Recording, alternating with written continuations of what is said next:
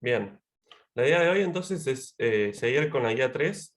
Entonces la guía 3 no lo dije la clase pasada, pero está dividida en dos secciones. Una sección es fuerzas centrales, son movimientos más acotados o analizar movimientos a partir del potencial efectivo. Eso es hasta el ejercicio 5, 6. Y después hay una segunda parte que se llama dispersión, que no sé si ya estuvieron empezando la teórica, que también son fuerzas centrales, pero es otro tipo de ejercicio, de metodología. Entonces lo que vamos a ver hoy va a ser terminar con la sección de arriba, y la clase que viene vamos a arrancar con dispersión. Entonces yo voy a hacer el ejercicio 3 y Facu va a hacer el ejercicio 6. Entonces la idea o sea, no vamos a introducir conceptualmente teórica nueva, pero sí va a haber cositas nuevas en este ejercicio, por lo menos. Entonces, antes de empezar, recuerdo muy rápido, ya lo hice la clase pasada, voy a ir más rápido con esta parte. Simplemente para que sea autoconsistente el PDF, les recuerdo lo que vimos un poco la clase pasada sobre el contenido teórico. Entonces, en presencia de un potencial central, uno separa en el centro de masa, y el lagrangiano se separa en una parte del centro de masa, otra parte que depende solo de la coordenada relativa R. Entonces el centro de masa no me importa porque es trivial, es constante la velocidad del centro de masa. Y después uso esta idea de que a priori justifico que como la fuerza central no hay torque, y como R es perpendicular a L y L siempre se conserva en una dirección, entonces el movimiento sea en el plano que sea perpendicular a L. Con esa justificación planteo coordenadas polares para el lagrangiano. Acá resuelvo las ecuaciones de Euler-Lagrange. En particular, phi y t son cíclicas, así que eso me da dos conservaciones: conservación de momento angular en z y conservación de la función h, que en particular, como es homogénea de grado 2 el potencial y las velocidades no dependen, el potencial no depende de las velocidades, se conserva la energía, h es la energía. Entonces digo todo eso y finalmente llego, metiendo la conservación de L en la D, a esta ecuación de conservación, que la energía es esta parte cinética más un potencial efectivo que tiene el término centrífugo más el potencial en cuestión con el que esté trabajando en el ejercicio. En particular, esta sería la ecuación de Euler-Lagrange reescrita. Entonces, en general lo que vamos a hacer, en vez de hallar, esta es una ecuación diferencial de primer orden para R de t, en vez de hallar R de t, dijimos que vamos a pasar a R de phi, a través de la conservación del momento angular. Uno pasa entre diferenciales de phi a de t, y finalmente, esto lo voy a usar después, uno tiene que resolver esta integral. Entonces integro de ambos lados, de un lado me queda la integral de phi, del otro lado me queda la integral de r, y finalmente acá abajo me queda la energía menos el potencial efectivo. Y acá hay una L arriba. Entonces dijimos que en particular para los potenciales de Kepler o Coulomb y el potencial elástico isótropo, la integral se puede hacer analíticamente usando la siguiente integral de tablas. Y estos son los dos casos que llevan como solución la ecuación de la cónica. Entonces vamos a ver un poco esto y vamos a repetirlo un poco. Entonces el ejercicio, la idea es que me dice: disputa el movimiento de la partícula en un campo de fuerza central que tiene una fuerza que va como k sobre r cuadrado más c sobre r al cubo. Ahora, si miran esto, este término de la izquierda es la fuerza de Kepler, ¿no? Es la gravitatoria, k sería g por m, y va como 1 sobre r cuadrado. Entonces la idea es que estoy en una especie de Kepler modificado, ¿no? Tengo Kepler y le agrego este término extra, c sobre r al cubo. Entonces el ejercicio me dice: muestre que la ecuación de la órbita se puede escribir de esta forma. Entonces justo recién preguntaban si se acuerdan, ahora lo vamos a hacer, pero si se acuerdan de Kepler, esto es muy parecido a la forma que tiene Kepler, hay una pequeña diferencia. Eh, y el ejercicio dice: observe que el problema se reduce al de Kepler si redefine el momento y la variable angular apropiadamente. Por lo tanto, si ya resolvió Kepler, no es necesario calcular de nuevo la órbita. Entonces, como la idea es que este ejercicio es un Kepler levemente modificado, me gustaría repetir un poco la idea de Kepler para fijar ideas y ya hacer el ejercicio más rápido. Entonces hagamos un interludio, que sería hablar un poquitito de Kepler y las cónicas.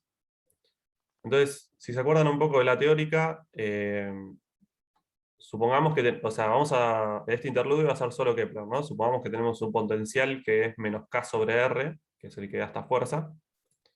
Entonces, haciendo el análisis funcional, lo que mencioné la vez pasada, mirar límites, más puntos críticos, más estabilidad, uno puede graficar el potencial de Kepler, de la figura 1, y se da cuenta que hay en principio, bueno, yo puse 4, pero cualitativamente habría 3 tipos de órbitas diferentes.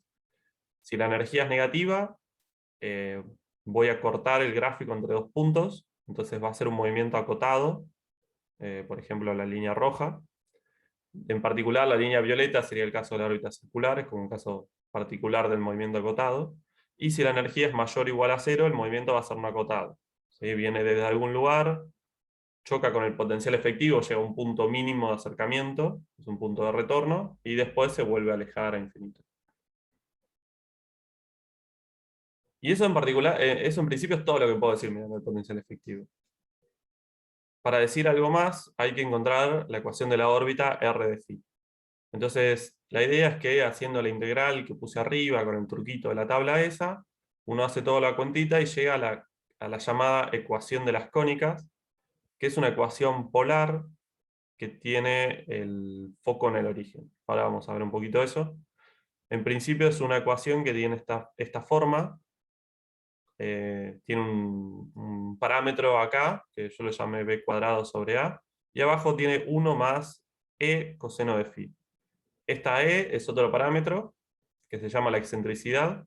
Entonces, ahora que tengo la ecuación para r de phi, sí puedo decir algo sobre la forma de la trayectoria. Entonces, en particular, uno tiene esta relación de que si la excentricidad es mayor a 1, o sea, si la energía es mayor a 0, estoy en una hipérbola. En el caso particular de e igual a 0, estoy en una parábola. Y si la energía es negativa, estoy en una elipse. O en particular, si la excentricidad es 0, estoy en un círculo. Entonces, esto de las cónicas se llama porque todas estas figuras, elipse, parábola, hipérbolas, vienen de distintas formas de rebanar un cono. ¿Sí? Si lo rebano así, tengo una elipse. Si lo rebano derechito, tengo un círculo. Acá hay un GIF, por ejemplo, de Wikipedia. No se ve, ¿no? Tengo que compartir de vuelta. Eh, No, no se ve. Ahí se ve. Sí. Bien. Entonces, si corto derecho, tengo un círculo. Si voy cortando así de costado, voy teniendo elipses más grandes, más grandes, más grandes. Y llega un punto en que ahí tendría la parábola, ahí tendría la hiperbola. Es como una cuestión matemática, por así decirlo. Una analogía. Y lo otro que vimos es que esto va variando según el valor de la excentricidad. O sea, si la excentricidad es 0, tengo un círculo. Entonces la excentricidad, a medida que aumenta, me dice qué tan lejos estoy de tener un círculo. O sea, si tener un círculo sería lo normal o lo común, lo otro sería ser excéntrico, ¿no? Entonces acá vemos, si aumentamos la excentricidad, me voy alejando de ser un círculo y tengo una parábola y ahí un hipérbola.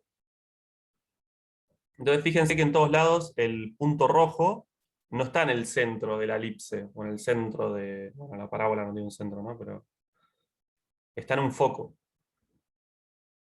Fíjense, ahí en la elipse está en uno de los costados. Ahí dice focus, y bueno,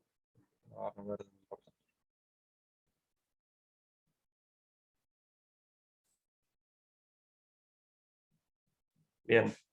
Entonces, lo que voy a hacer para este ejercicio es concentrarme en el caso de la elipse, porque estoy haciendo un Kepler modificado, entonces eso tiene que ver con el potencial gravitatorio y las órbitas de los planetas. O sea, hay hipérbolas, obvio, un asteroide es una hipérbola, etc.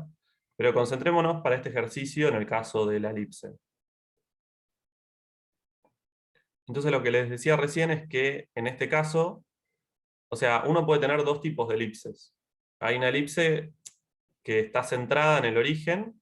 Entonces, en ese caso, yo tendría el radio que yo estoy midiendo parte desde el origen y el ángulo parte desde del semieje, pero también podría describir la elipse desde un foco de la elipse. Entonces, en ese caso, el radio se está midiendo desde el foco. Entonces, esto introduce pequeñas variaciones, o sea, la órbita es la misma, solo la manera en que la voy a describir va a ser levemente diferente.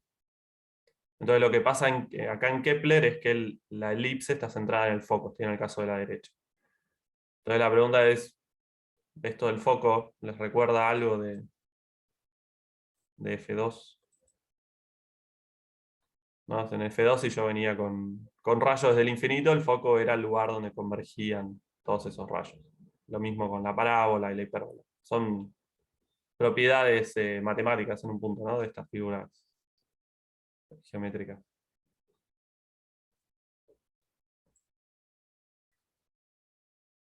Entonces, en particular, en el caso de la derecha, si estamos en el foco, fíjense que hay un radio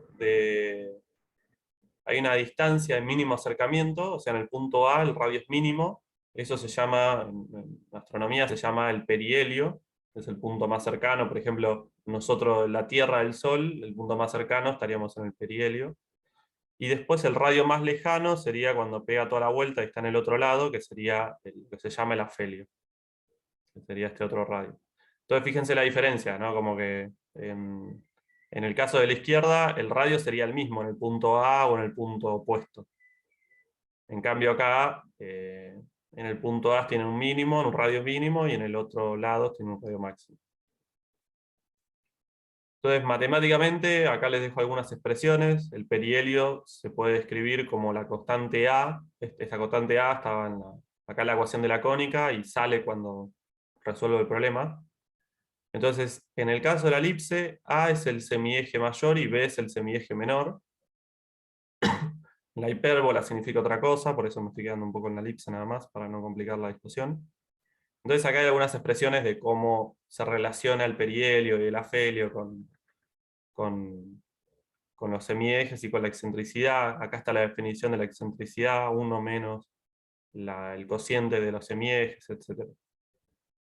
Perdón, profe, eso es de las 7 es para la hipérbola, ¿no? Perdón, para la elipse, perdón.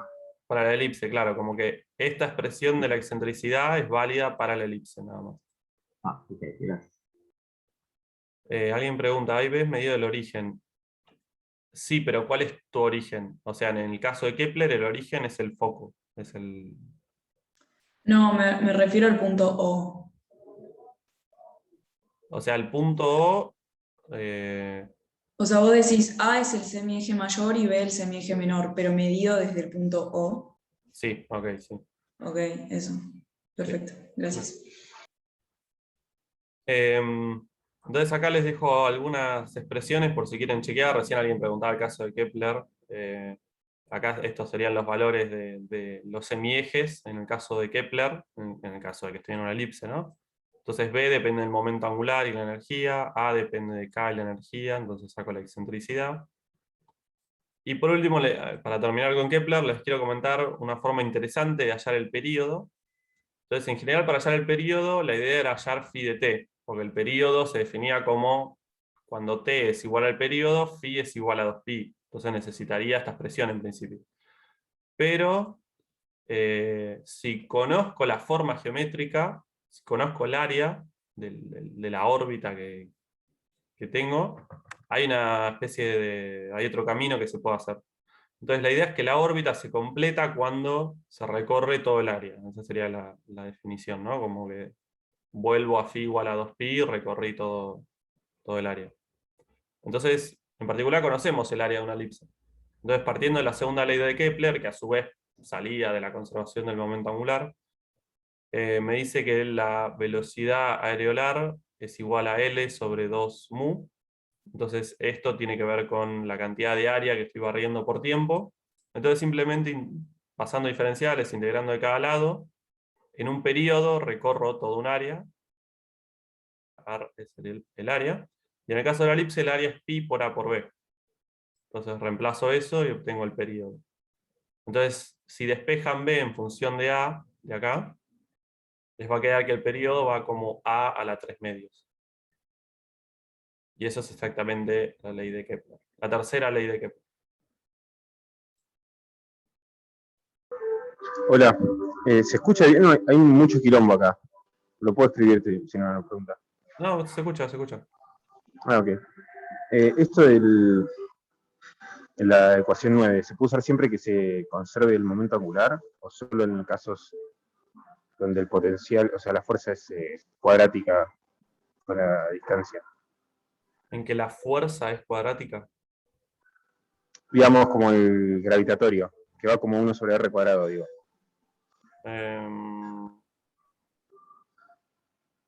O sea, ¿podemos usar esto en otros ejercicios donde el potencial sea distinto? Eso digo, la ecuación 9.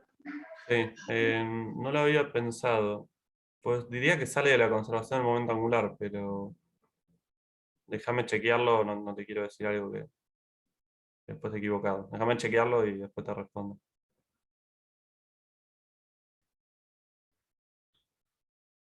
Bien.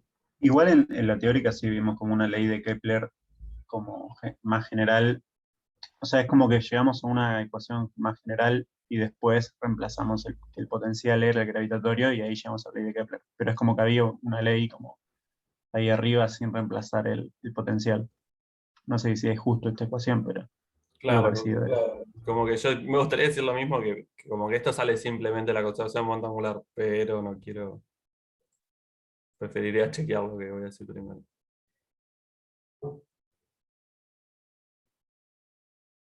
Bien.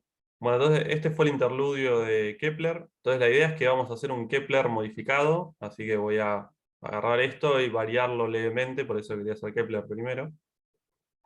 Entonces en el ejercicio nos dicen que tenemos una fuerza de Kepler modificada con un término extra. Entonces, si calculamos el potencial de esta fuerza, nos da el potencial de Kepler más un término que va como C sobre R al cuadrado. Entonces el primer ejercicio nos dice hallar la ecuación de la órbita.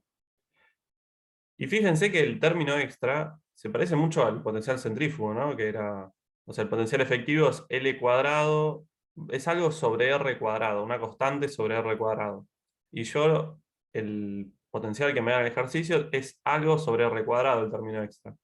Entonces lo que puedo hacer es, tengo la suma de dos cosas que van como R al cuadrado, entonces junto las constantes que están en el numerador, y en vez de tener un L, defino un L barra, que va a ser, que tiene justamente en cuenta esa nueva constante C, ¿no? O sea, si C es igual a 0, alfa vale 1 y L barra es igual a L.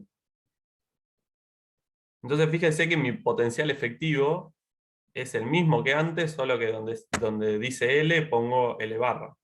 O sea, es igual al de Kepler con la modificación pasar de L a L barra, que es alfa por L. Entonces la pregunta es, ¿qué cambia ese alfa? Entonces, fíjense que la forma funcional del potencial efectivo no cambia, simplemente cambiar una letra. Si C es positivo, alfa va a ser positivo, así que L barra va a seguir siendo positivo, así que la forma funcional del potencial sigue siendo la misma, baja hasta un mínimo, y después va creciendo, acercándose al cero cuando R tiende a infinito. Entonces, el análisis del potencial efectivo es el mismo, va a haber 4 tipos de órbitas según el valor de la energía. Lo que sí va a cambiar va a ser la ecuación polar para R de phi. O sea, no mucho, pero cambia. Entonces lo que deberían hacer ustedes, o digamos la forma segura y lenta de hacerlo es, bueno, repito todo el ejercicio. Así como hice Kepler, voy a las bases, vengo acá a la ecuación 4, tengo que hacer esta integral, meto el potencial efectivo que me dieron, uso la ayuda acá de las tablas de 5 y hago el ejercicio, y hallo R de phi. Entonces, ese es un camino, pero yo quiero tomar un atajo. Entonces, el atajo es darse cuenta que cuando yo quería pasar de R de t a R de phi, usamos de la conservación del momento angular esta relación entre los diferenciales.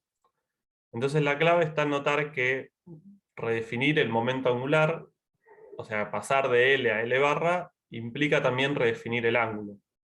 O sea, si yo multiplico por alfa a ambos lados, me queda L barra de t es igual a mr cuadrado, y acá me queda un d phi barra.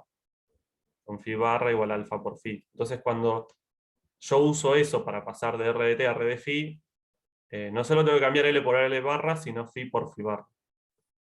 O dicho de otra forma, tal vez un poco más clara, en la integral que tengo que hacer, o sea, el potencial este efectivo que está acá abajo, tiene un L barra dando vuelta.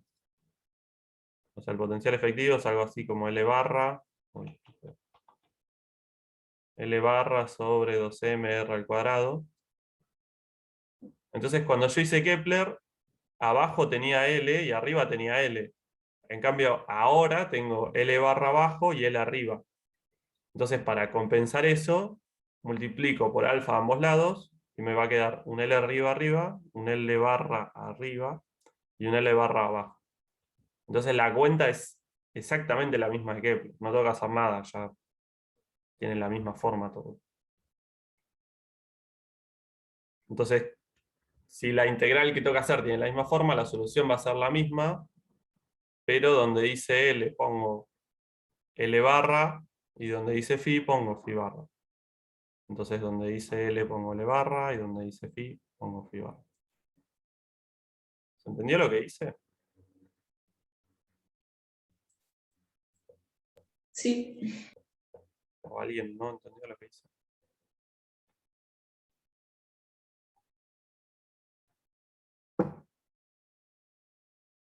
Tendría que poner en spotlight.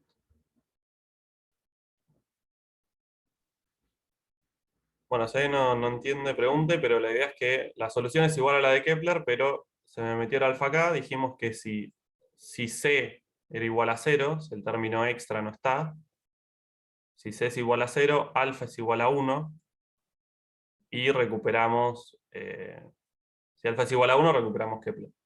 Es la ecuación de las cónicas de Kepler. Bien, entonces dijimos que definíamos, o sea, que en Kepler, por ejemplo, teníamos una elipse con el origen en el foco, y definíamos un periodo como el momento en el que la partícula, el planeta, lo que sea, pega una vuelta a la elipse. Por ejemplo, cuando va tenía la elipse acá. Por ejemplo, cuando va supongamos que empiezo acá a la derecha, esto sería estar en el perihelio con ángulo 0. Entonces paso de acá a acá, al afelio, en un ángulo pi, y después vuelvo al perihelio en un ángulo 2π. Entonces eso sería completar un ciclo. Entonces fíjense que la órbita en este caso, en el caso de Kepler, es cerrada porque después de un ciclo volví exactamente al mismo punto donde empecé. Después de phi igual a 2π, volví a este punto A, si quieren. Entonces la pregunta es, ¿qué cambia este alfa? Bueno, fíjense que como ahora en vez de coseno de phi tengo coseno de alfa por phi, el recorrido anterior se modifica. Esto va a ser un poco confuso, pero vamos a repetirlo un par de veces. Entonces ahora, fíjense lo que me dice simplemente ver matemáticamente la cuenta. Empiezo en el perihelio, acá a la derecha, en un ángulo 0, y ahora el coseno ahora se va a hacer -1, ya no en pi, sino en pi sobre alfa. Entonces llego al afelio en pi sobre alfa, no en pi. O sea, en este punto B, que está en un ángulo un poco más chico que pi. O bueno, podría ser más grande también, ¿eh? Entonces, si se empiezan a marear un poco, o sea, fíjense que ya no tengo como la elipse de antes, hay algo que está cambiando. Entonces les muestro un dibujo acá. Para alfa igual 4/3, si dibujamos la trayectoria, tenemos lo siguiente. O sea, meto esto en matemática, o si quieren lo podrían hacer a mano. Dibujo en negro la trayectoria. Entonces empiezo en este punto, que está acá a la derecha, y simplemente voy siguiendo lo que me dice la solución que encontré, la ecuación esa de la órbita. Entonces fíjense que ahora como tengo el coseno de alfa por phi, completo el ciclo en vez de 2pi en 2pi sobre alfa. Porque ahí es donde el coseno vuelve al mismo valor, a 1. Entonces dibujo la trayectoria y me da esto. Y fíjense que la órbita no es cerrada. O sea, cuando phi es igual a 2pi, cuando completo un giro, llamémoslo, no volví al mismo lugar donde empecé. Antes lo que me pasaba era que volvía en la elipse que estaba quieta, estaba derecha, volvía a donde empezaba, ¿no? En cambio ahora la órbita está pasando que no se cierra, vuelve a otro punto.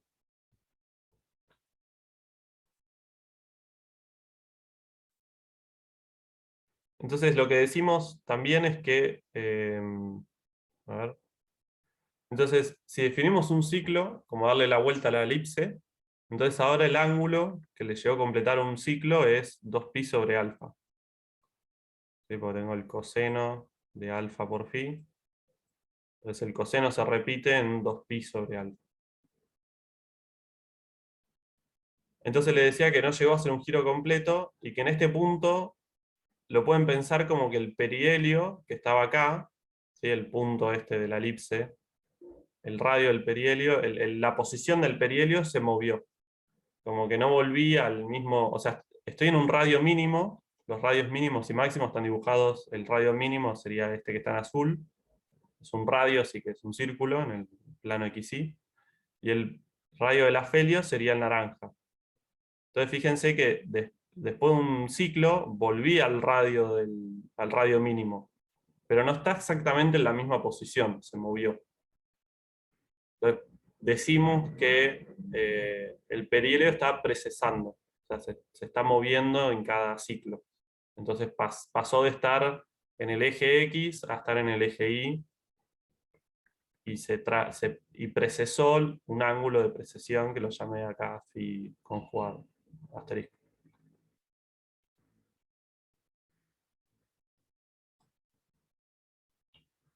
¿Alguna pregunta hasta Entonces, acá? sí, el periodo tau, ¿no? Que vendría a ser el tiempo que tarda en completar esa especie de órbita que está en el gráfico derecho, o qué significado tendría ahora. Sí, sería... es como el punto donde repito, ¿no? Porque yo empecé en un radio mínimo, fui hasta un radio máximo, y en un punto vuelvo a un radio mínimo. Entonces, esa sería una definición de qué es hacer un periodo. Claro, por más que no sea una órbita cerrada, tiene sentido definirlo de esa manera. Claro. Como que son dos nociones diferentes ya, ¿no? Como que tenés que, se separan, como que voy a llamar a Claro. esto un periodo, que es completar el ciclo, la vuelta esta, y después por otro lado tenés un giro, que sería volver a definirlo como el lugar donde phi es igual a 2pi. Pero no volviste a donde empezaste. Y no estás en un radio, estás como en un radio intermedio, ¿no? Como que estás en el medio de la oscilación acá. Radial. Perfecto. O sea, el primero es como un periodo radial y el otro, bueno, angular. Claro, exactamente. O sea, si vos vas sumando 2pi sobre alfa, vas a tener siempre el mismo radio, Claro, pero en el otro, bueno, siempre tenés que sumar 2pi porque es angular. exacto. Pero ahora vamos a ver que el que es interesante definirlo como periodo, bueno, ahora vamos a ver, porque es más interesante el de la izquierda. Ok. Entonces, mi pregunta es, pues vi que alguien en la entrega del ejercicio 1 lo mencionó y me llamó la atención. ¿Alguien sabe cuál es la condición de órbitas cerradas? Yo no me acuerdo cuánto se ve en F1 eso.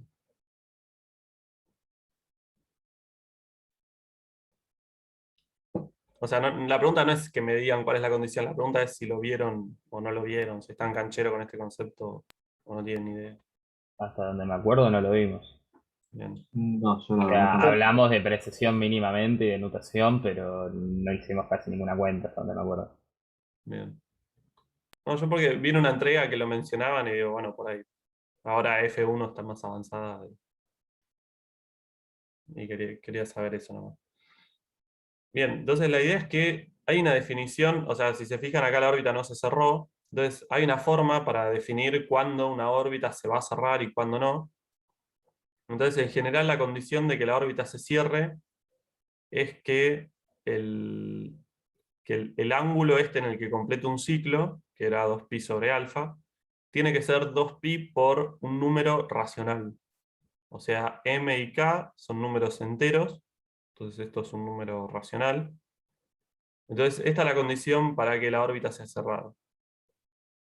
En particular, k y m k va a ser el número de ciclos, y m va a ser el número de giros. O sea, esto era radial y esto era angular, ¿no?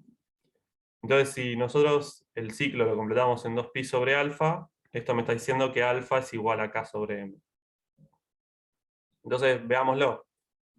Para alfa igual 4/3, por ejemplo, si estamos hablando de planetas, por ejemplo, el planeta vuelve a donde empezó luego de, esta ecuación me está diciendo, luego de 4 ciclos y 3 giros completos. Entonces acá tienen un dibujito de lo que les digo. Entonces, esto se lee de la siguiente forma. Arrancan en el punto verde. Entonces, van avanzando por acá. Entonces van pegando la vuelta, bla, bla, bla. Y cuando llegan al punto rojo, se completó un ciclo, ¿no? Habíamos dicho que acá estaba en 2pi sobre alfa. Y bueno, alfa vale 4/3, entonces estoy en este ángulo. Entonces en el punto rojo se completó un ciclo. Sigo en phi igual a 2pi, o sea, en este punto de acá, ahí se completa un giro, voy 1 a 1. La partícula sigue, en el punto violeta, completo otro ciclo, porque volví al radio mínimo, cada vez que toco el radio mínimo estoy completando un ciclo, entonces voy 2 ciclos, sigo por acá abajo, vuelvo al punto este rosa, ahí completo 2 giros, sigo girando, cuando vuelvo a tocar el radio mínimo, acá en el punto azul, completo 3 giros, voy 3 giros y 2 ciclos, y sigo por acá abajo y finalmente vuelvo al punto verde. Luego de 4 ciclos y 3 giros, la órbita se cerró. Volví exactamente al mismo punto donde estaba.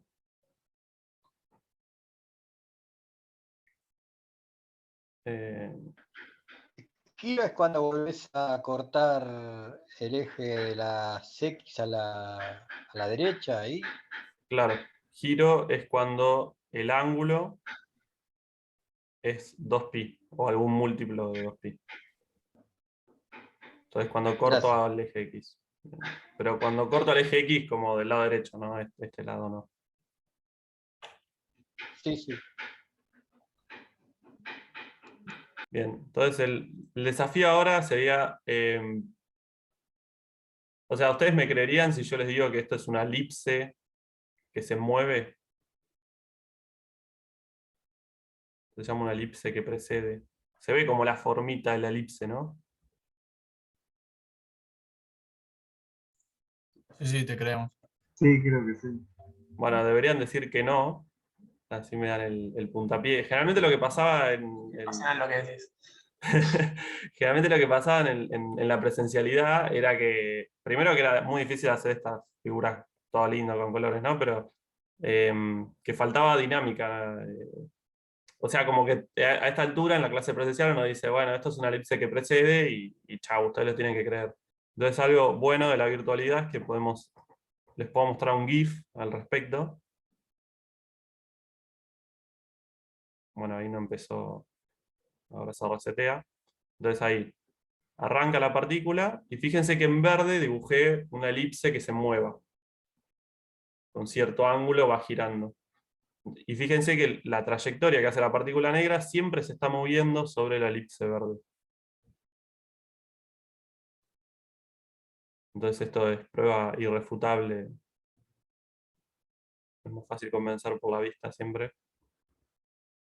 Entonces fíjense que lo que decíamos antes, ¿no? Como que arranca ahí, y fíjense que le da vuelta una vuelta a la elipse ahí. Ahí completó un ciclo. Ahí completó otro ciclo. Ahí va por el segundo giro, tercer ciclo. Y completa cuarto ciclo, y ahí vuelve al punto donde empezó.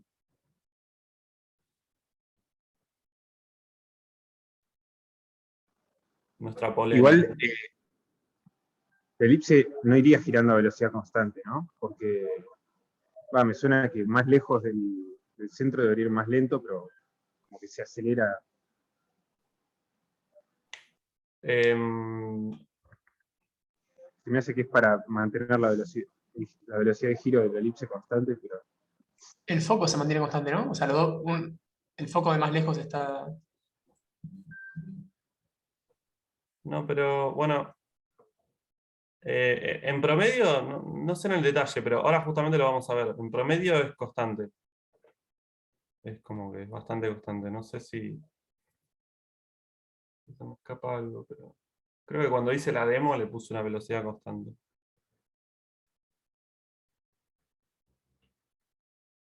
Vamos para volver.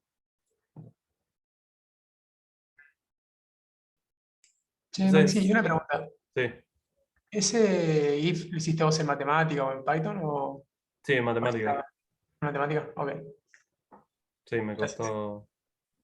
Sí, parece que tiene bastante laburo, muy bueno. Sí, ese fue el primer cuatri de la virtualidad, fue tremendo por cosas como esa, querer hacer cosas como esas, pero bueno, fue un ejercicio. O sea, no, lo peor es que no podría explicar cómo lo hice, porque me copié algún código de algún lado, pero después de toquetearlo un poco, iterarlo un poco, finalmente quedó. Fue difícil. Si a alguien le interesa, le puedo pasar el matemático. Maxi, entonces, para que me quede claro, ¿no? El ciclo sería cuando toca de nuevo el perihelio, ¿no? Y la órbita cuando completa 2π. ¿Así sería? Exacto. Ok, joya. Entonces el giro, o eso de la órbita, sería este punto rosa siempre. Cada vez que corte este eje.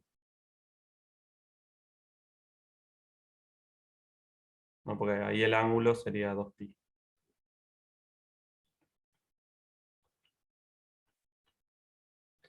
Bien. entonces ustedes pueden jugar, yo acá puse alfa igual a 4/3, ustedes pueden jugar con distintos valores de alfa y les van a quedar distintas. Este tipo de gráficos se llaman rosetas, porque se parece como al pétalo de una rosa, ¿no? Entonces pueden jugar con distintos valores y ver que tienen distintas trayectorias, algunas son con muchos más giros, otras tienen menos giros, algunas avanza la elipse hacia el otro lado, en vez de en sentido horario como acá. Entonces pueden jugar con eso un poco si quieren. Entonces, para terminar, el ejercicio dice que cuando alfa es igual a 1, lo que decíamos recién, la ecuación representa una elipse, cuando alfa es mayor a 1 es una elipse que precede, creo haberlos convencido esa parte. El movimiento de precesión puede describirse en términos de la velocidad angular de precesión del perihelio. Encuentre esa velocidad en términos de alfa. O sea, nos está preguntando, lo que decían un poco recién, yo les decía, el perihelio precesó de este punto rojo a este otro con un ángulo phi. Entonces la pregunta es, ¿qué velocidad tiene ese ángulo, esa precesión del perihelio, ¿no? Entonces, algo interesante para empezar a notar, recuerden que yo tenía la ecuación R igual algo, beta, sobre 1 más C, coseno de phi, ponele. Entonces, este era el caso de Kepler, en el que yo medía el ángulo desde el semieje, ¿no? O sea, esto sería phi. Entonces, fíjense que en el caso nuestro, en vez de tener alfa, tengo, ¿cómo es? Tengo coseno de alfa por phi. Entonces, el caso de esta elipse que precede es como que el ángulo, o sea, si en vez de alfa por phi tuviera phi, volvería acá, que es el ángulo medido desde el semieje. Entonces, en este caso, alfa por phi es el ángulo medido desde el semieje. Solo que este semieje se va a estar moviendo. O sea, phi es el ángulo medido de un sistema inercial, entonces, o sea, esta línea negra está quieta, no es un sistema inercial. Esto sería X, por ejemplo. Y el phi este que está medido en un sistema inercial es todo este ángulo. Y alfa por phi sería el ángulo medido desde el semieje que se está moviendo con la elipse. No sé qué tan fácil lo ven. A mí me hubiera costado un poco, pero esa es la idea. Entonces, la idea es que el ángulo de precesión, entonces, es la diferencia entre estos dos. O sea, yo antes había empezado con... Mi perihelio estaba en este punto y después se me va a ir moviendo. Entonces, el ángulo de precesión es cuánto se me va moviendo el perihelio. Entonces va a ser la diferencia entre estos dos. Va a ser phi menos alfa por phi. Entonces, si derivo esto en el tiempo, me queda que la velocidad de precesión es 1 menos alfa por phi punto. Entonces, como preguntaban recién, sí, es cierto que esto que va variando, ¿no? Como que no es constante. Depende de este phi punto de t que no es constante.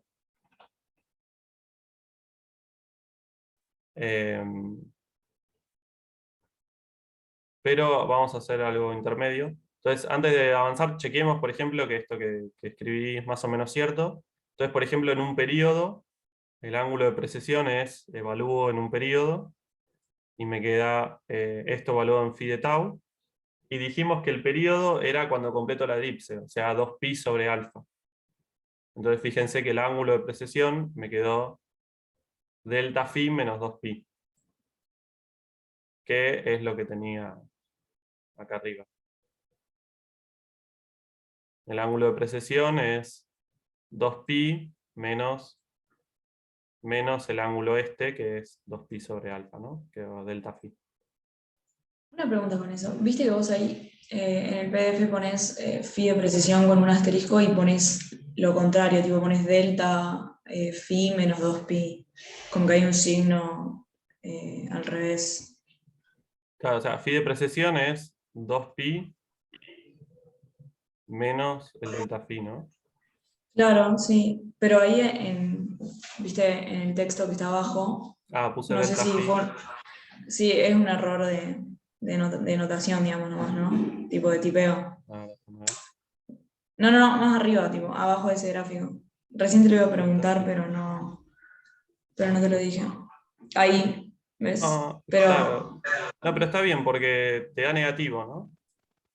Como que claro, delta phi es 2pi sobre alfa y está bien claro, por eso.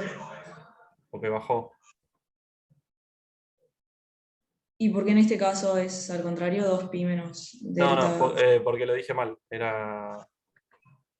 siendo el mismo. Delta phi menos 2pi. Lo dije mal yo. Ok. Claro, sí. Bien. Sí, Entonces, tiene que ser negativo, tiene sentido. claro. De hecho, si probás con distintos números, a veces te queda negativo, por ejemplo en 4 tercios queda negativo, pero hay otros valores de alfa que queda positivo. Y como que la elipse te precede para el otro lado. Joya. Bien, entonces hicimos como un pequeño chequeo de que esta definición que les di acá, por lo menos es cierta, en este caso al menos. Entonces eso nos da seguridad, así que avanzamos. Entonces, para conocer, les decía, para conocer la velocidad de precesión necesitaríamos phi punto, pero supongamos que estamos en un caso donde alfa es parecido a 1, o sea, estamos en un caso que es parecido al de Kepler. Entonces, en ese caso, la velocidad de precesión será pequeña, y podemos obtener un estimado de esta velocidad de precesión si reemplazamos phi punto por su valor promedio. O sea, si en vez de phi punto agarro el promedio, que sería la diferencia entre los ángulos finales, iniciales, o sea, el delta phi sobre el delta t, lo que está acá arriba es 2pi sobre alfa, lo que está acá abajo es el período. Entonces, si reemplazo esta definición acá arriba, me queda que la velocidad de precesión es 2pi sobre tau por 1 menos alfa sobre alfa. Entonces, si estoy en un caso que estoy cerca de Kepler, que la órbita va precesando muy despacio, la velocidad de precesión es más o menos constante, y está dada por este valor. O sea, en general cuando uno busca, yo busqué bastante estas ecuaciones en internet, en la bibliografía, y en general se suele dar esto y no se explica mucho, pero esto es un valor como promedio, ¿no? Como algo que está cerca del caso de Kepler, pero este sería el caso general. Discúlpame, pero el tau, ¿qué es lo que sería el tau de Kepler? Sí, es el periodo que tardé en completar una vuelta a la elipse. O sea, si volvemos al GIF, cada vez que completo la elipse verde, eso sería un periodo. Y yo acá en el GIF me parece que le di una velocidad angular constante y estoy con alfa 4/3, que es 1, algo. Así que anda bastante bien esta aproximación.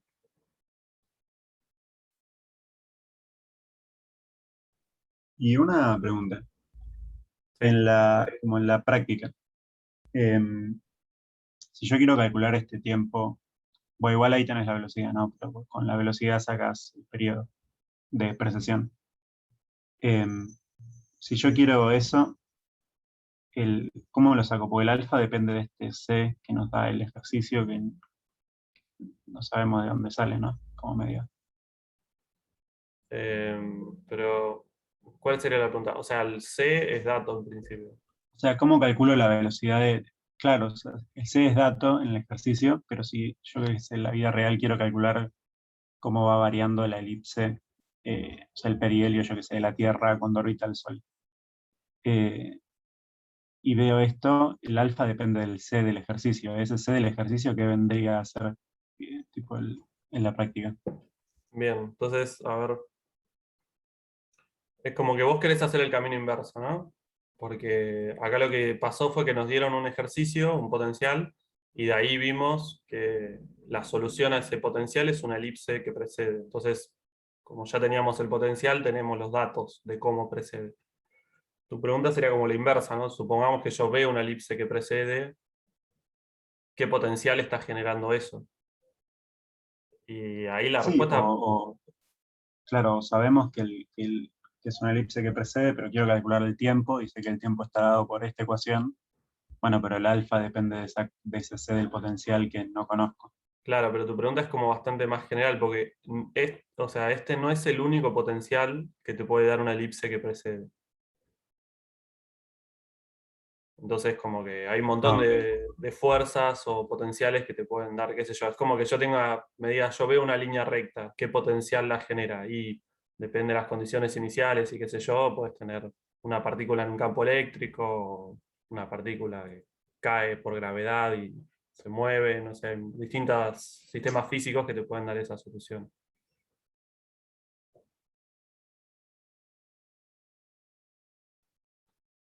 Ok, está bien.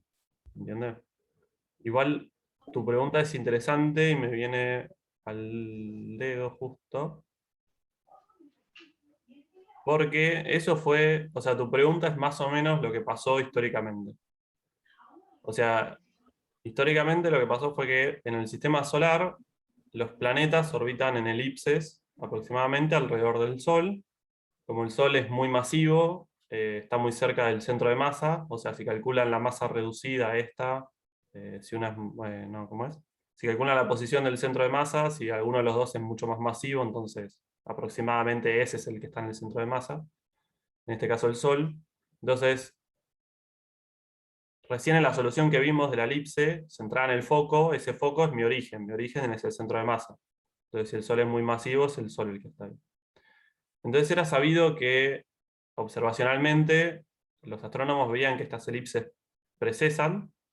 Entonces acá hay un GIF de Wikipedia. Entonces veían esto, ¿no? Lo que vimos recién, la Tierra orbitando alrededor del Sol y cada vez que vuelve a su perihelio se está corriendo, está precesando. Entonces eso era lo que se observaba experimentalmente. Y el problema era que según la ley de Newton, los planetas no deberían precesar si solo estuviese el Sol. ¿No? Porque si solo estuviese el Sol, solo tendría Kepler, no un Kepler modificado ni nada que me induzca una precesión. Sin embargo, o sea, eh, como que uno sabe que no solo está el Sol en el sistema solar, entonces existen otros efectos newtonianos que inducen cierta precesión. Por ejemplo, la presencia de otros planetas, o había otras cosas más que acá no puse, como el hecho de que la Tierra no es una esfera, sino que es medio un ovoide, qué sé yo, algunos efectos más, son como pequeñas modificaciones a Kepler. La órbita de otros planetas te va tironeando hacia otros lugares, entonces eso induce eh, como Keplers modificados que dan precesión. Entonces, como que uno puede calcular esa modificación debido a los otros planetas, y la calcula y te dará el valor de C, eso. Haciendo esa cuenta, ¿no? Te da como una fuerza que va como algo sobre R al cubo, y de ahí calcular experimentalmente el valor de C. Esa sería una opción. Entonces la gente hacía eso, y bueno, le daba joya, ¿no? Como que la Tierra andaba bien, le podían calcular la precesión a muchos planetas. A la Tierra, a Marte, etc. Entonces la ley de Newton fue aplicada con éxito en muchas predicciones. O sea, apareció la ley de Newton, la empezaron a usar y todo iba bien. Por ejemplo, en 1759, Clairaut calculó y predijo la fecha de retorno del cometa Halley usando la ley de Newton. También el astrónomo francés Urbain Le Verrier, y bueno, hizo lo mismo con el cometa Halley. En 1781, William Hanover descubrió un nuevo planeta usando su telescopio, Urano, que, como predecía la ley de Newton, Urano hacía una órbita elíptica. Y empezó a pasar que, sin embargo, por ejemplo, esta órbita era más lenta que la que predecía teóricamente la ley de Newton. Entonces, para arreglarlo, Le Verrier y otro astrónomo, John Couch Adams, hipotetizó que debía existir otro objeto de masa desconocida en una órbita más lejos que la de Urano, de forma que no afecta a la órbita de Saturno, pero sí afecta a la órbita de Urano para que esté en acuerdo con la ley de Kepler. Entonces medio que calculó su masa, qué sé yo, y le dijo a los astrónomos, encuéntrenme esto, y casi inmediatamente el Observatorio de Berlín encontró a Neptuno en 1845. Entonces, como que la ley de Kepler, con ciertas modificaciones realistas, ¿no? de otros planetas y qué sé yo, parecía describir todas las órbitas del sistema solar junto con todas sus precesiones. Entonces, el problema de este ejercicio es interesante porque en 1859 Le Verrier notó que como que el chabón era una especie de, tenía como un toque ahí por resolver cuentas, era como un fanático, una persona muy centrada en resolver cuentas, con mucha voluntad y mucho ímpetu. Entonces el chabón agarró todas las observaciones que habían del tránsito de Mercurio desde 1697 a 1848, y se puso a reanalizar todo eso, y encontró que la precesión del perihelio de Mercurio, que es de 574 segundos por ciclo de arco, tiene una anomalía de 43. O sea, había 43 de esos 574 que no se podían explicar por el potencial gravitatorio ni por otros efectos newtonianos, como la presencia de otros planetas. Como que Newton estaba fallando, ¿no? Faltaba algo. Entonces Le Verrier naturalmente intentó entonces aplicar la misma técnica que llevó al descubrimiento de Neptuno. O sea, empezó a buscar algo, un cuerpo, un planeta, algo que faltara en el sistema solar. Entonces, como de nuevo, como la órbita de Venus y todo daba bien, tenía que ser algo que estuviera entre Mercurio y el Sol, de forma de no afectar a Venus, ni a la Tierra. Entonces, en 1860, Le Verrier visitó un médico francés que también hacía astronomía, y bueno, cuando uno quiere ver algo, medio que lo encuentra, ¿no? Entonces, este astrónomo, este médico, había hecho observaciones del tránsito de Mercurio buscando algo en el medio, y decía haber grabado un planeta intermercurial. Y lo bautizó Vulcano. O sea, si buscan Vulcano en Wikipedia, está como toda la historia de este planeta extra que creían que existía en el sistema solar. Sin embargo, a pesar de que él supuestamente lo había grabado, el resto de la comunidad astronómica, el Observatorio de Berlín y los otros lo buscaron y no lo pudieron encontrar. Y en particular, Le Verrier, hasta su muerte, permaneció convencido de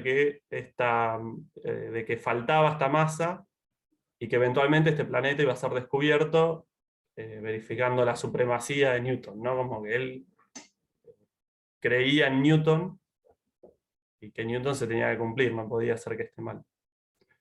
Pero sin embargo, él se murió en 1877, para 1895 ya casi nadie creía, no había forma de encontrar ese planeta Vulcano, ese cuerpo intermercurial. Entonces empezaron a analizar otras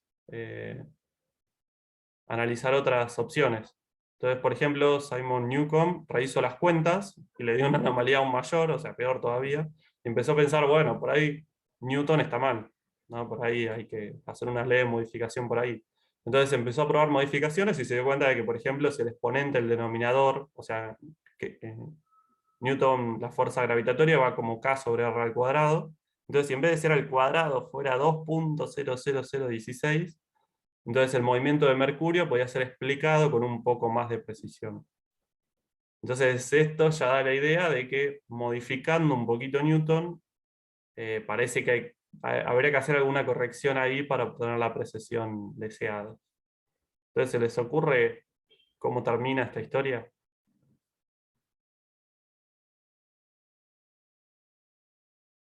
Con Einstein. El mismo de siempre. Entonces, finalmente, Einstein hizo una modificación un poco más sustancial que modificar este factor en el denominador en la ley de Newton. Entonces, así tranquilo, como lo ven ahí en la playa sentadito, armó ahí la relatividad general y logró predecir la anomalía de Mercurio en el marco de esta teoría. Lo que le dio, o sea, como que si vos armás una teoría y lográs una observación experimental de acuerdo con la realidad, eso le da un impulso enorme a la teoría. Entonces la idea de este ejercicio es que la fuerza que vimos en este ejercicio corresponde, si vos agarras la relatividad general y agarrás la constante gravitatoria G y haces un Taylor, suponiendo que G es más o menos chiquita, es más o menos como que no es tan fuerte, entonces los efectos gravitatorios no son tan fuertes, y te vas acercando a la ley de Newton. Entonces puedes hacer un Taylor, y a primer orden obtendrías la ley de Newton, y a orden cero, perdón, y a primer orden obtendrías la ley de Newton más una modificación. Entonces el ejercicio la fuerza que vimos en este ejercicio sería el primer orden de la relatividad general. Hay otras, o sea, medio entre comillas, ¿no? Porque si buscan en la bibliografía hay otro potencial, etcétera, pero hay una forma de hacer que sea el ejercicio que vimos recién.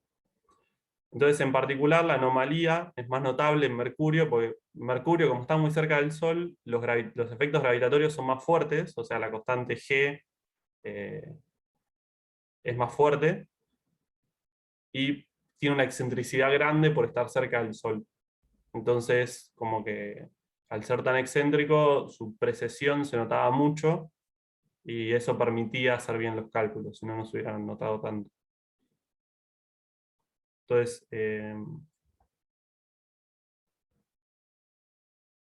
esto que vimos acá sería como el primer orden de la relatividad general, y nos da elipses que preceden, con la anomalía justa para sacar el perihelio de Mercurio.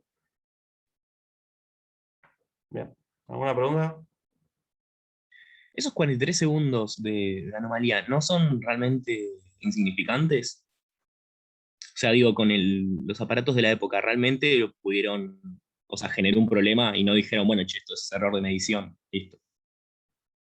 No, generó un problema. Creo que eran más precisos que este 43, es algo así como el 10% de esto. O sea, digo, como que ellos lograron medir este número, y la cuenta les daba que tenía que ser 550, y sí, creo que tenían más precisión que 43.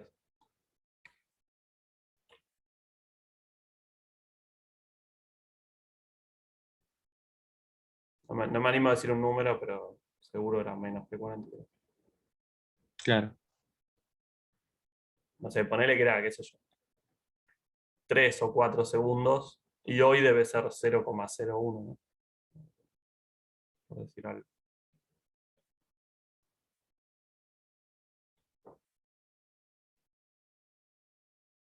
¿Alguna otra duda?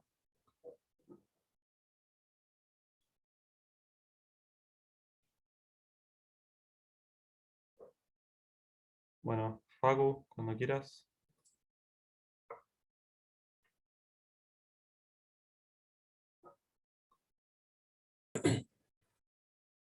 Ahí volví.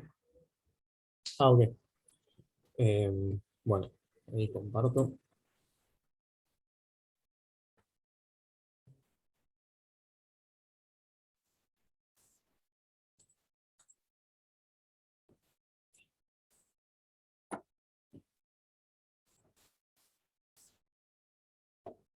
Todos están viendo, ¿no? Sí, sí. Perfecto.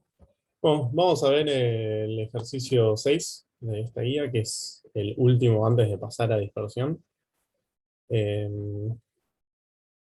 nada, no es muy complicado, por ahí es, si alguno trató de hacerlo antes de esta clase,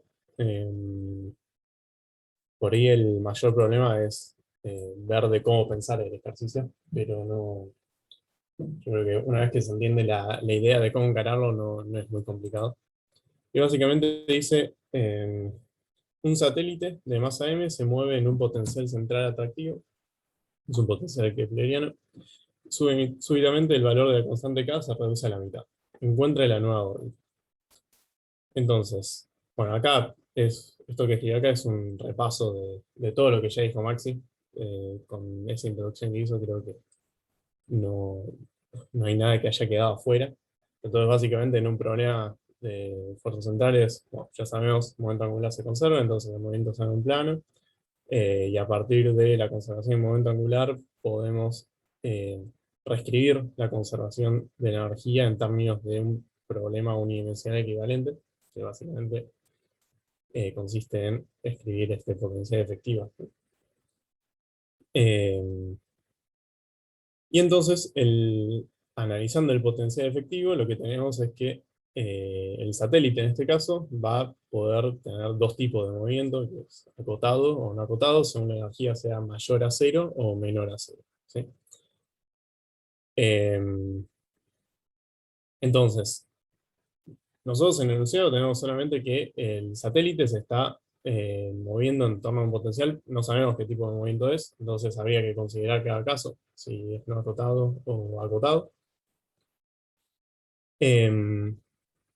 Y lo otro que nos dice el enunciado es que súbitamente la constante de gravitación se reduce a la mitad, ¿no?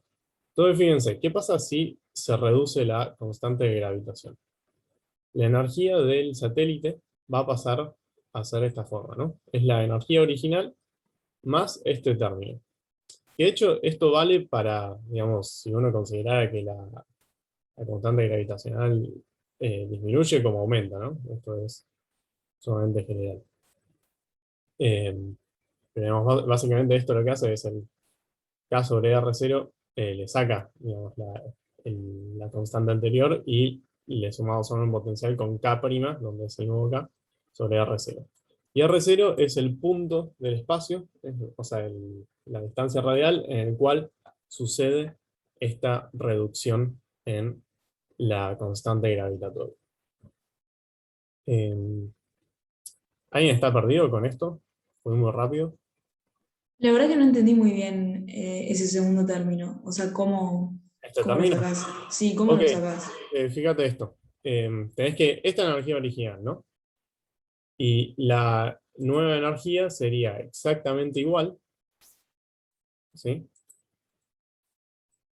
Todo lo mismo, solamente que cuando llegás a la parte del potencial tenés menos K' sobre R.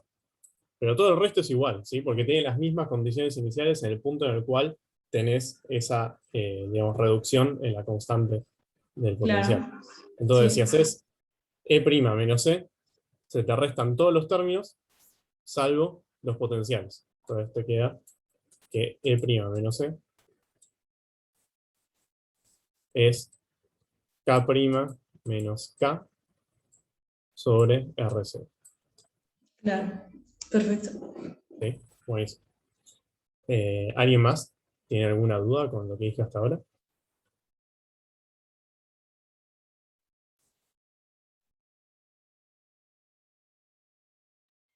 Eso que estás haciendo es porque el cambio es como súbito, ¿no? Tipo es Claro, el cambio es de tiempo súbito. muy cero.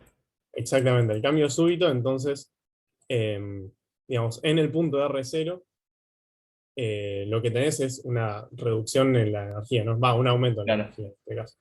Pero sí, pero las condiciones iniciales se conservan. Digamos, el momento angular que tenía en ese punto y la posición, todo eso se mantiene igual. Solamente es, de repente tenés un salto en energía debido a una reducción en K.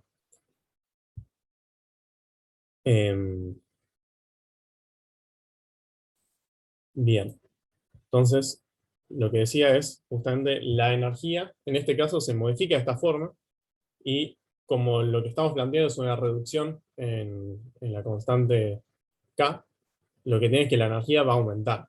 Si K aumentara, entonces la energía se reduciría, ¿no? Pero vamos a considerar el caso donde K disminuye, entonces la energía aumenta de esta forma.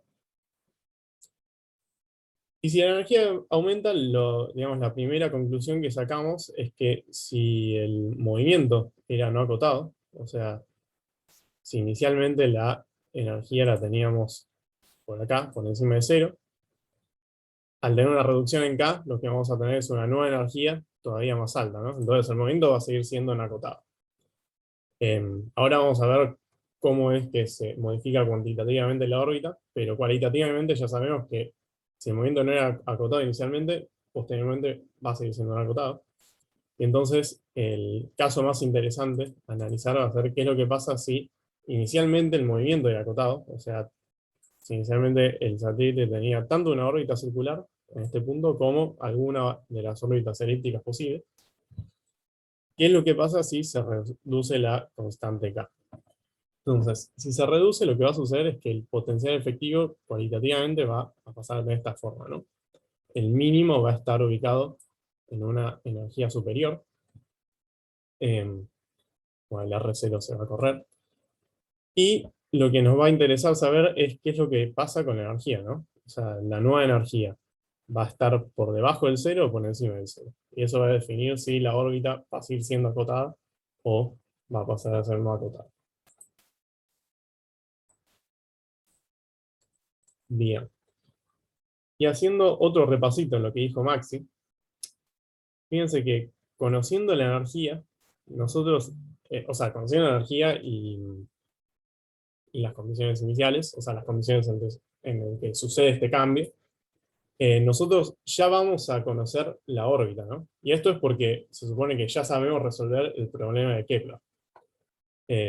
Digamos, cuando uno tiene el potencial kepleriano, la solución a las órbitas de los satélites orbitando ese centro de fuerzas es esta que tenemos acá, ¿no? Donde este epsilon es la excentricidad de la órbita, que se define de esta forma. Y básicamente si epsilon es igual a 0, entonces tenemos que R es constante, o sea, no cambia para cualquier ángulo, entonces es una órbita circular. Si R es menor a 1, pero siempre mayor a 0, tenemos una órbita elíptica. Si epsilon es igual a 1, es una órbita parabólica, eso ya es una órbita no acotada, ¿sí? La órbita parabólica es justo lo que sería la bifurcación entre órbitas acotadas y no acotadas, justo acá en C. Y si epsilon es mayor a 1, tenemos una órbita hiperbólica que digamos también es no acotada. O sea, tenemos no acotadas y acotadas. Entonces, calculando la nueva energía, ya conocemos cómo se modifica la órbita. ¿Alguien tiene alguna duda con eso?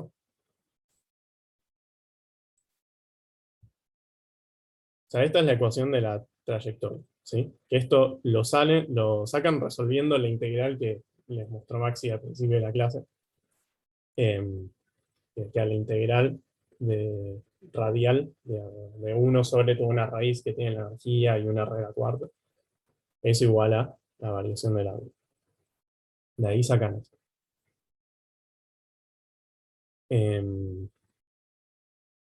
Bien. Una pregunta. Sí.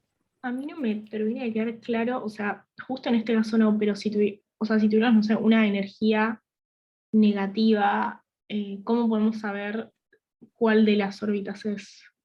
O sea, por cuánto vale la excentricidad. No, es que fíjate, la excentricidad es independiente de que la órbita sea negativa o positiva.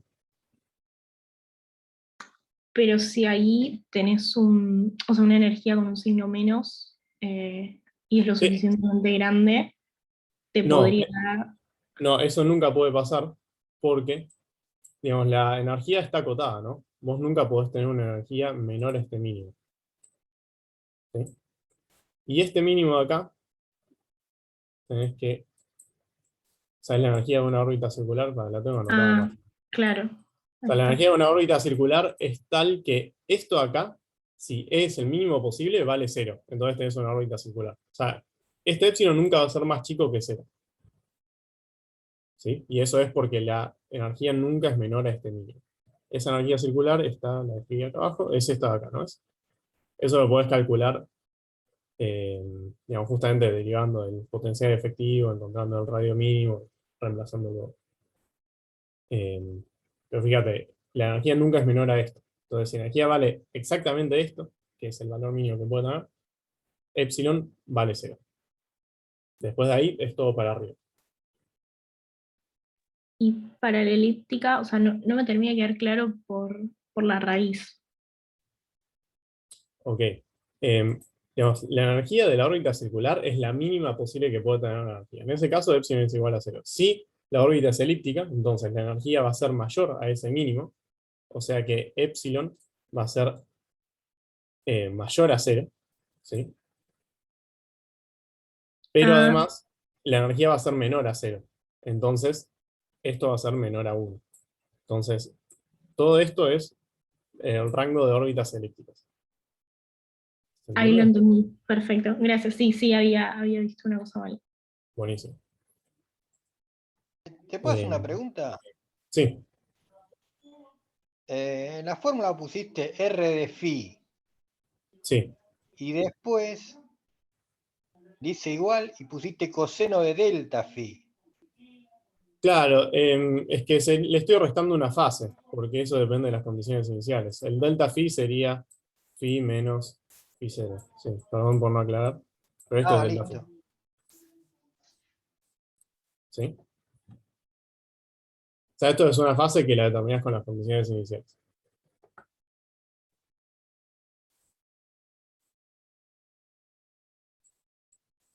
¿Alguna duda más con esto?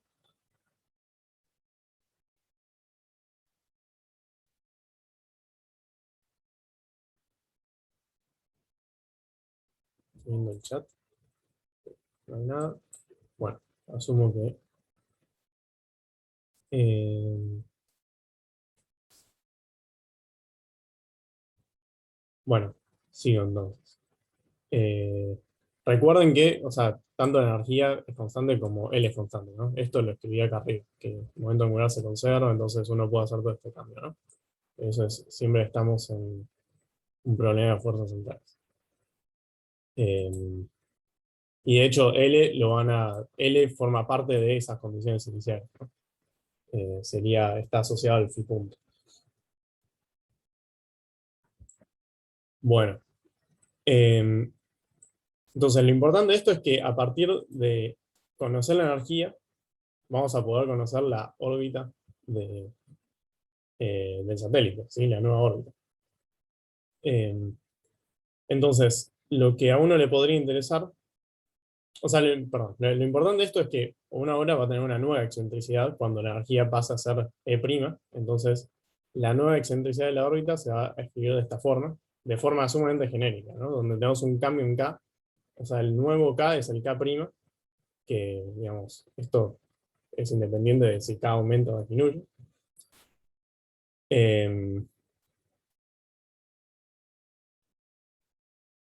Vamos a pasar a tener esto.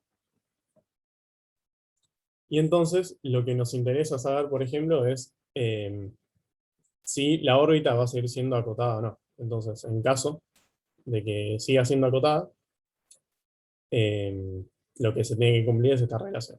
Que la energía inicial sea menor a menos la variación en el K, o sea, K menos K', sobre R0, que es el punto en el cual se da ese cambio súbito de la constante.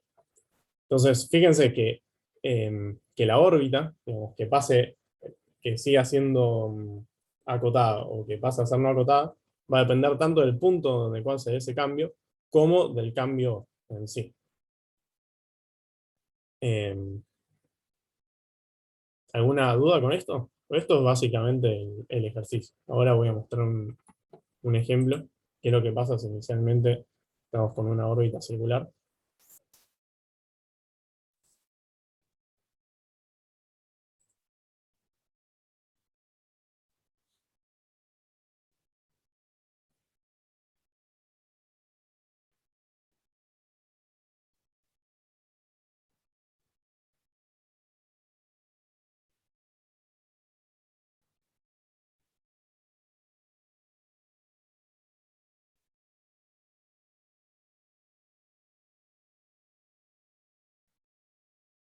¿Ninguna duda?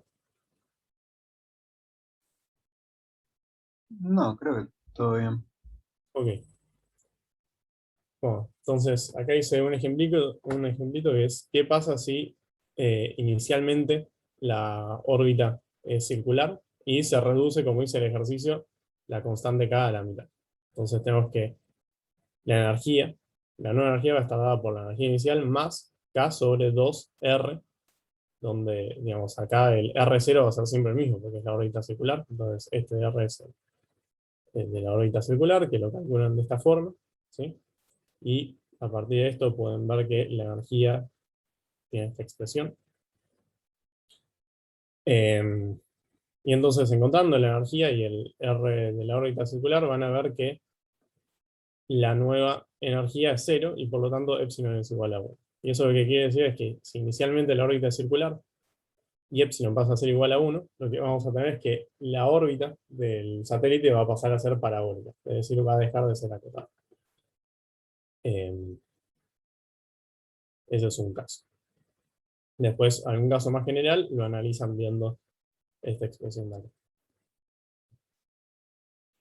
Y si a Y una nadie... pregunta, Sí, ¿cómo te cambiaría esa expresión para la energía si en vez de ser súbito fuese algo como un continuo, paulatino, como que va perdiendo masa de a poco o que va ganando masa de a poco? está buena la pregunta. No lo había pensado, pero...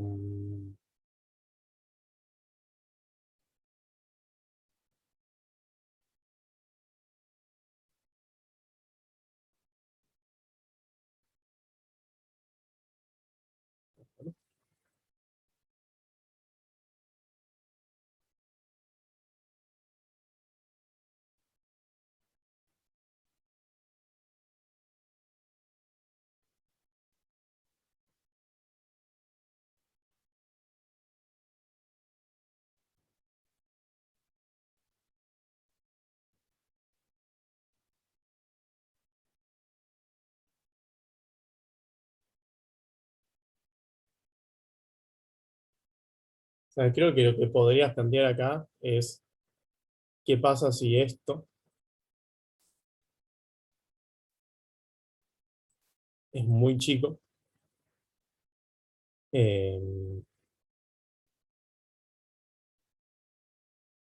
Entonces podrías... la pregunta es cómo plantear esto si fuese con un cambio continuo, ¿no? Que fuese perdiendo masa de la estrella, por ejemplo. O sea, no lo había pensado, así que por ahí lo mejor es que lo piense un poco más y se los diga bien. O no sé si Max y Fede, Lean, Gladys tienen alguna idea. Eh, No sé, tal vez puedes poner como poner en el Lagrangiano o sea, tenés que decir cómo cambia esa masa con el tiempo, poner una m de t. claro. Y nada, como dice Vladi, no se conserva la energía, o sea, habría que resolver el problema, me parece, de vuelta con la m de t, resolver la ecuación diferencial.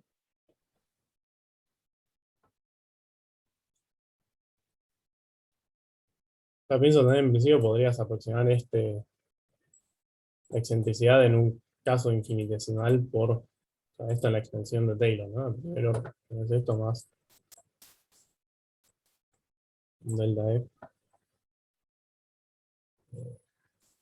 Pero sí es cierto que para resolver el problema no tenés conservación de energía. Claro. Perfecto. Gracias.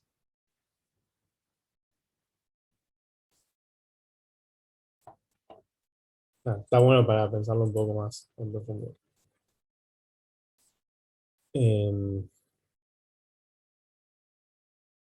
A nadie le quedó dudas con esto. Lo que les hice acá fue una simulación de lo que sería el problema usando Python. Justamente este caso, ¿no? Si inicialmente todos la están viendo, ¿no? La simulación. Sí, sí, sí. Bien. Entonces, lo que hace esta simulación es que cuando uno aprieta en esto de reducción de K, yo acá lo seteé para que se reduzca justamente a la mitad la constante, como dice el problema. Entonces, en el momento en que aprieto, la órbita cambia justo en ese punto, dice, ¿no? Y lo que tienen abajo es el gráfico del potencial de energía efectivo y la energía. Tanto para el caso inicial, que sería en azul y en rojo, como el caso final.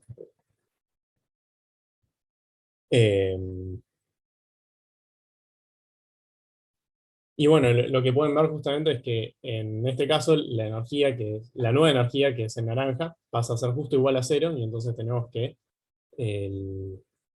la órbita es parabólica y tiende a infinito el radio. O sea, nunca vuelve no vuelve a ser periódico el movimiento. Y también podemos analizar otro caso donde inicialmente la órbita sea elíptica, por ejemplo.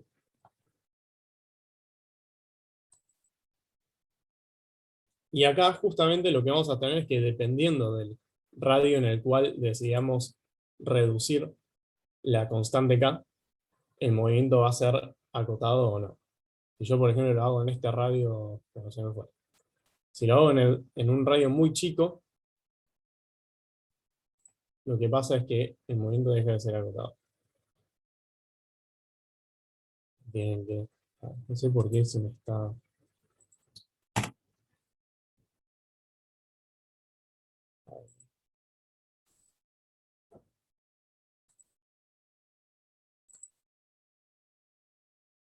Lo que decía es, si pasa en un radio muy chico, el movimiento deja de ser acotado.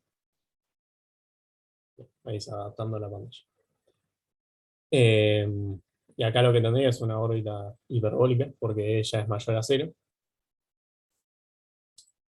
Y en cambio, si agarran un radio, por ejemplo, cercano a el radio máximo,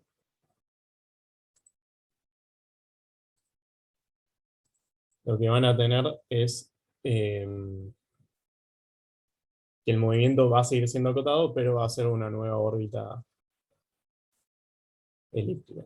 Particularmente una órbita muy cercana a la circular, si justo lo agarran en el radio máximo.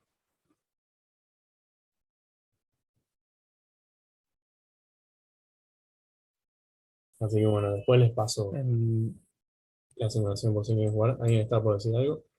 Sí, lo de la parábola es reversible porque vos tenés un botón que dice aumento de K o algo. Si vos agarrás cualquier punto de la parábola que conseguís, cuando reducís la órbita, el K en la órbita circular, ¿te queda otra órbita circular pero más grande? Supongo que sí. Sí, si lo reducís, creo que justo tiene que ser en ese punto, ¿no? Pero, a ver. O sea, vos decís que estamos en este caso, lo reduzco y después lo aumento, ¿eso estás diciendo? Tipo así. No, igual justo acá es que se me da mucho. No, con la circular. No, en realidad decían en el caso de la circular, vos reducís y te queda una parábola. La parábola es, digamos, entre comillas, único. O sea, es el caso de excentricidad igual a 1. Claro. O sea que supongo que si le aumentaste va a volver a 0. Pero... Sí. Sí. Vamos a ver. Vamos acá. Lo volvemos a aumentar. La energía quedó por debajo. Pasa que justo para hacer esas dos veces queda bastante raro el gráfico. Tengo que mejorar eso. O sea, no se ve, pero la energía, que es la otra línea de naranja, bastante asqueroso, quedó por debajo del seno. Entonces vas a tener una órbita elíptica mucho más grande, pero eventualmente va a volver y va a completar toda la órbita. Pero sí, sí, está bien. O sea, justamente mientras más tiempo dejes pasar en la órbita parabólica, más grande va a ser la elipse, porque más grande va a ser el radio con el cual vos estás volviendo la energía que esté por debajo del seno.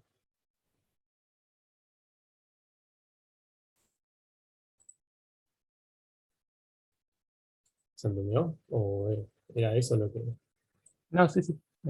O sea, de hecho, lo que decías, la energía no vuelve a ser cero, sino que pasa a ser menor que cero, porque ahora el radio con el cual vos estás haciendo el cambio súbito es más grande que el radio de la órbita circular.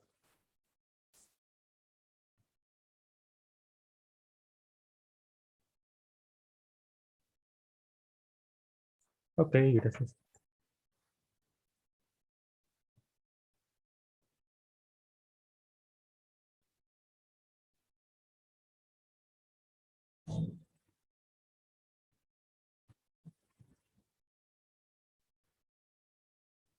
¿Alguna duda más con el ejercicio? Y si bien pasamos ya a consultas.